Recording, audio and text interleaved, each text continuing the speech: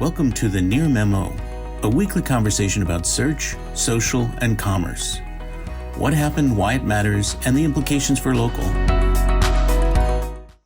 So for my item today, which will be the final one, is a related piece of research from SOCI, which looked at 1 million reviews, basically 1.1 million reviews on Google exclusively, and they were trying to answer a number of questions about review length, response rates, what the distribution of ratings was, and who was writing the reviews.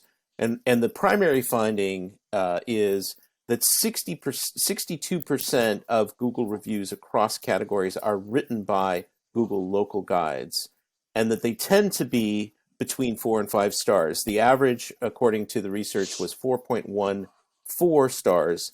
And so there's slightly, they write fewer 5-star reviews, but more 4-star reviews. So there's not a big gap in terms of positive ratings between the non-Google local guides and Google local guides. But Google local guides, and now there are something like in excess of 150 million globally, are driving the review volume for Google reviews. The other thing that was really interesting to me, and maybe the most interesting finding of all, is that Google local guides are writing shorter reviews, significantly shorter is the way that the research characterized it. I don't remember what the word count difference was, but significantly shorter than reviews by non-Google local guides. And that was really interesting. And I chalk that up to the gamification, the hierarchy of points and levels and rewards and incentives that Google is giving out, that people are, and Mike, you pointed this out in another piece that I linked to this week, is that Google has emphasized review quantity over quality. And I think that the whole system is set up to generate volume, and people are responding to it with shorter reviews, which doesn't invalidate them or say that they're inaccurate, but it's just an interesting thing to see that people are writing lots of reviews to get to the next level, probably. I think that's right. The number, this isn't necessarily a review comment, but the number of answers to questions that are left, the answers posted by local guides are call the business or I don't know, or something that is, totally adds zero value. You're talking Google Q&A now, Google right? Q&A, exactly. Right. The number of answers by guides that don't actually provide value is astronomical. And I think that has to be chalked up to gamification of points for answering questions. I would, Mike, go ahead. Just the thought is that the high-level report says 62%. And I would say, okay, big deal. If you breathe and can interact with a keyboard, you are a Google local guide. The question is, why is it only 62%? And basically, if you leave a review or you show any interest in Google Maps, Google then solicits you multiple times with offers of becoming a guide. It's a very low barrier to entry. It's a very simple form.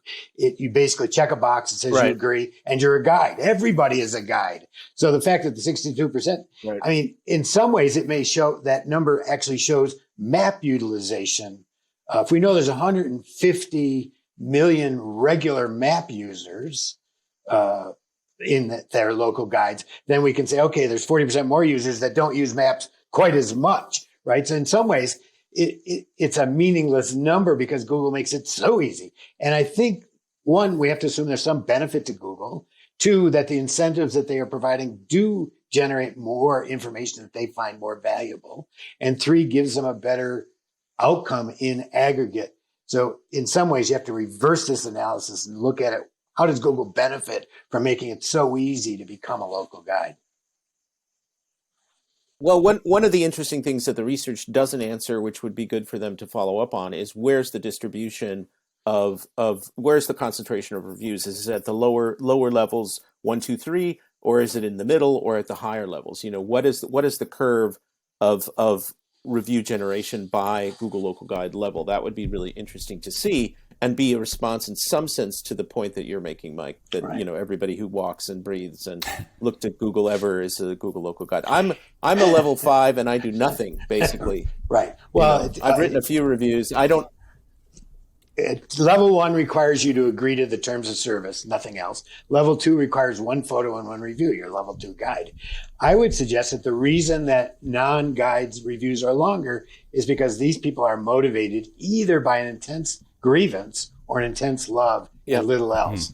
They've, those are going to be longer reviews. These are people that have been wronged.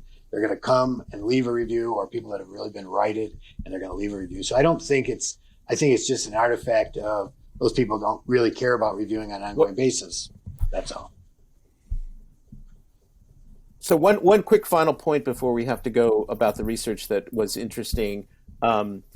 Places Scout did some research a couple of years ago where they looked at, I think it was 2.4 million. I may get it wrong, but it was in excess of 2 million Google business profiles. And one of the things they were looking at, it wasn't just about reviews. One of the things they were looking at is review response rates, and they found, I think, across the board, there was only 19% of reviews that had responses to them, or I think that I'm stating that correctly. In this research, the SOCI research, they said that only about 14% of now Google business profile reviews had a business owner response.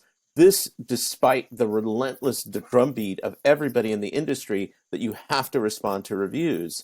And it's kind of crazy that these response rates are so low. That was really striking to me. Also speaks to the atrocious adoption of GMB by SMBs, right? I mean, if Google can't get an SMB to engage to leave a review response, despite all of those notifications saying new review, leave a response, that certainly provides ammo for the decision to shut down the SMB facing portion of what is now GBTM. So that's what I was just going to say, that, and they're shifting everything to sort of the SERP, right? I mean, they're trying to get more engagement among small businesses. And TBD is my comment. So, okay, we to be determined.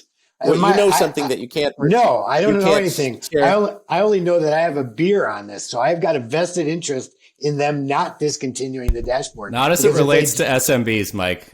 The beer doesn't relate to SMB engagement, though. Oh, all right. So happy holidays, everybody. Merry Christmas, belated Happy Hanukkah, Kwanzaa, whatever your holiday Festivus. is. Festivus. I got a lot of problems with you people. Festivus, pagan celebrations, human sacrifices, whatever it is you're doing this holiday season. Have a great holiday. We'll be back in the new year, and subscribe to Near Media if you're listening for the first time. Thanks for joining David, Mike, and Greg. To stay on top of the latest developments in local, subscribe to our newsletter at nearmedia.co. We'll see you next week.